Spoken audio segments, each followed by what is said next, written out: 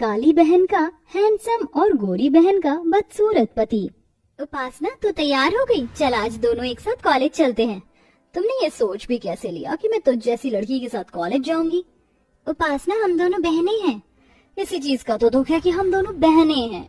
एक बार तो खुद को शीशे में देख और मुझे देख, तुझ में और मुझ में जमीन आसमान का फर्क है। उपासना की ये बात सुनकर काजल दुखी हो जाती है और अपना बैग लेकर कॉलेज के लिए निकल जाती है। तो वहीं दूसरी ओर जब उपासना मुंह बनाकर जाने लगती है तो विमला उसे रोक लेती है। अरे उपासना बेटा, तू बिना खाए कहाँ जा रही? और काजल को क्या हुआ? आज उसने भी खाना नहीं खाया, ऐसे ही चल पड़ी। होना क्या है, हमेशा की तरह साथ में चलने के लिए कह रही थी और जब मैंने उसे उसकी हकीकत दिखा दी तो मुंह बनाकर चली गई। पता नहीं ये लड़की कब समझेगी। कितनी बार मैंने इसे कहा है थोड़ा मेकअप कर ले, क्रीम लगा ले, पर नहीं, इसे तो अपना काला रंग ही पसंद है। इससे तो मैं परेशान आ गई हूँ। काजल और उपासना दोनों ही विमला की सगी बेटी थी, पर फिर भी विमला अपनी दोनों बेटियों में फर्क करती थी। ऐसे ही कुछ दिन बीत जाते। उपासना और काजल कॉलेज से घर आ रही होती हैं। रोड पर पानी भरा होता है, तभी एक बच्चा वहां से गुजरने लगता है, पर सामने से आ रही गाड़ी काजल देख लेती है और उस बच्चे को अपनी ओर खींच लेती है, जिस वजह से पानी के छींटे उपासना के ऊपर आ जाते हैं। बेटा तुम ठीक तो हो? तुम्हें दिखाई नहीं दे रहा था, सामने से गाड़ी आ रही है। अगर अभी तुम्हें चोट लग जाती तो? उसका तो पता नहीं, पर आज ये साबित हो गया काजल कि मैं तेरे साथ कहीं आ जा नहीं सकती। तेरी वजह से और इस बच्चे की वजह से मेरे इतने महंगे कपड़े और मेकअप खराब हो गए। अब क्या मैं ऐसी हालत में घर जाऊंगी? अरे कोई बात नहीं उपासना यार, हम तेरे दोस्त हैं, कब काम आएंगे? तो हमारे साथ हमारे घर चल, हमारा घर यहीं पास में है। और वैसे भी जब तुम दोनों बहन एक साथ चलती हो तो लगता है कि दिन और रात एक साथ चल रहा है। उपासना के सारे दोस्त काजल के काले रंग का मजाक उड़ाते हैं और उपासना चुपचाप सब सुनती है। कुछ देर बाद उपासना अपने दोस्तों के साथ उनके घर चली जाती है और बेचारी काजल आंखों में आंसू लिए वहां से निकल जाती है। पर यह सब कुछ विक्रम नाम का एक लड़का देख लेता है, जो कि काफी हैंडसम था। वो घर जाकर सारी बात अपनी माँ को बताता है और अपनी माँ से कहता है, माँ, उसका सांवला रंग और गोरा दिल देखकर मेरा दिल उस पर आ गया है। माँ, वो मेरी कॉलेज की ही है, आप प्लीज मेरा रिश्ता लेकर उसके घर चलो ना।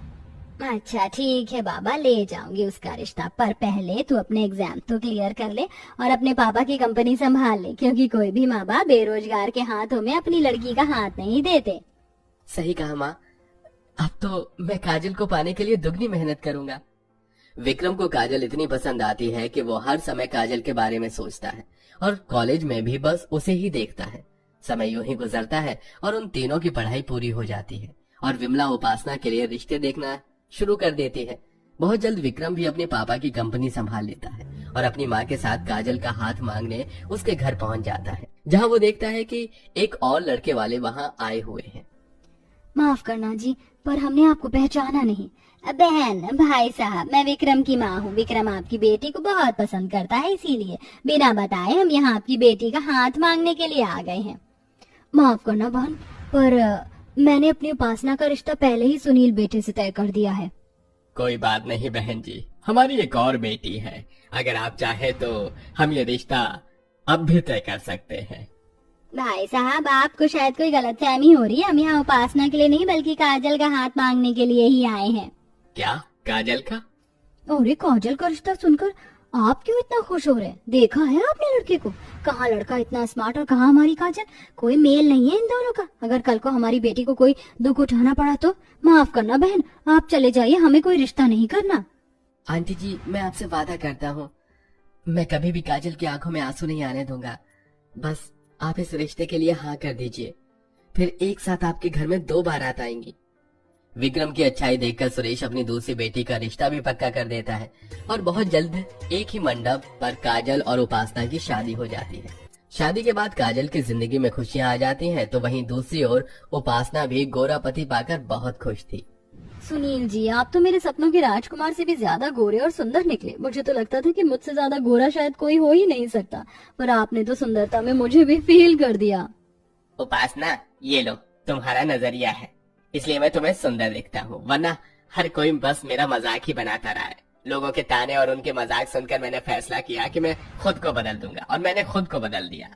लोगों की बातों पर ध्यान मत दो, आप बहुत सुंदर हैं। अच्छा वैसे आप मुझे हनीमून पर कहाँ ले जा रहे हो? जहाँ तुम कहो। मैं तो कहता हूँ कि हम एक साथ डिसाइड करते हैं कि हम बाहर कहाँ घूमने जाएंगे, पर उससे पहले हम 5 स्टार होटल में चलते हैं एक साथ डिनर करने के लिए। क्या 5 स्टार होटल में? Thank you so much Sunil ji, मेरी जिंदगी में आने के लिए। सुनील जैसा पति पाकर उपासना बहुत खुश थी, पर उसकी ये खुशी ज्यादा देर नहीं टिकती। कुछ देर बाद जब सुनील अपना मेकअप उतारकर अपने असली रूप में उपासना के सामने आता है, तो अपने पति का काला रंग और रूप देखकर और बदसूरत चेहरा देखकर उपासना हैरान हो जाती है। तुम्हारी जैसी बीवी पाकर मेरी जिंदगी का मकसद पूरा हो गया।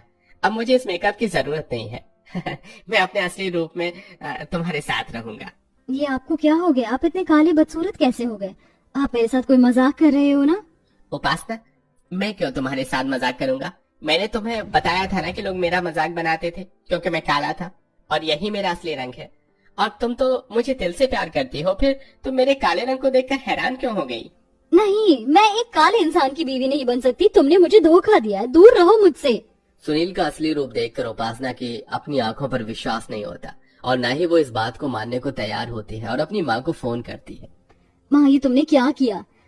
तुमने मेरी शादी एक काले कलूटे बदसूरत के साथ कर दी और उस काजल की शादी इतने हैंडसम लड़के के साथ, जबकि हैंडसम लड़का मुझे मिलना चाहिए था, पर मुझे वो काला बदसूरत पति मिल गया। उपासना, ये तो क्या कह रही है? अगर दामाद जी सुनेंगे तो उन्हें बुरा लगेगा। क्या खराबी उनके रंग ज्यादा गोरे और सुंदर हैं।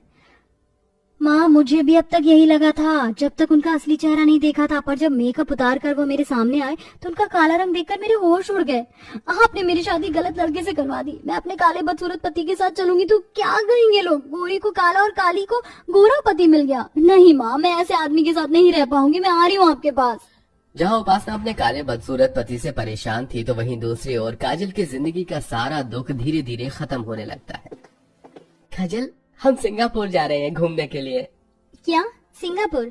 नहीं नहीं, मुझे नहीं जाना। अगर मैं आपके साथ चलूंगी तो लोग मेरे साथ साथ आपका भी मजाक बनाएंगे। तो बनाने दो, मुझे फर्क नहीं पड़ता, और तुम्हें भी फर्क नहीं पड़ना चाहिए, समझी? तुम अब चलो, पैकिंग कर लो, कल ही निकल रहे हैं हम। अब अगले दिन विक्रम और काजल सिंगापुर घूमने के लिए चले जाते हैं, और काजल अपने पति के साथ सिंगापुर की फोटो व्हाट्सएप स्टेटस पर लगाती है, जिसे देखकर उपासना काजल की खुशियों से और भी ज्यादा नफरत करने लगती है और अपने पति के काले रंग से और भी ज्यादा जलने लगती है। काश कि मेरी शादी विक्रम से होती। मैं इस काले सुनील को डिजर्व नहीं करती और ना ही विक्रम उस काजल को, पर फिर भी लंगूर के हाथ में अंगूर और मुझ जैसी सुंदर सी लड़की को ऐसा बदसूरत पति मिल गया। काजल का स्टेटस देखकर उपासना को बहुत गुस्सा आता है और वो गुस्से में अपना फोन तोड़ देती है। फोन टूटने की आवाज सुनकर सुनील वहां आता है। क्या हुआ उपासना, तुम अभी भी मुझसे नाराज हो? मुझे माफ कर दो, मैंने तुम्हें अपने काले रंग के बारे में नहीं बताया। दूर हो जाओ मेरी नजरों से। मुझे काले लोगों से सख्त नफरत है और अब मैं तुम्हारे साथ इस घर में एक पल नहीं रह सकती। उपासना, तुम ये क्या कह रही हो? माना कि मैं काला हूँ, पर मैं तुमसे सच्चा प्यार करता हूँ। तुम्हारे लिए मैं सब कुछ कर सकता हूँ। तुम सिर्फ एक रंग के लिए मेरे साथ ऐसा नहीं कर सकती। सुनील उपासना को काफी रोकने की कोशिश करता है, पर उपासना नहीं रुकती और अपनी माँ के पास चली जाती है। तो वहीं दूसरी ओर शादी के बाद काजल को सारी खुशियाँ मिलती हैं, जिसके लिए वो तरसती थी। शादी के बाद काजल एक खुशहाल जिंदगी जीती है और उपासना सारी जिंदगी अपने मायके में रहती है।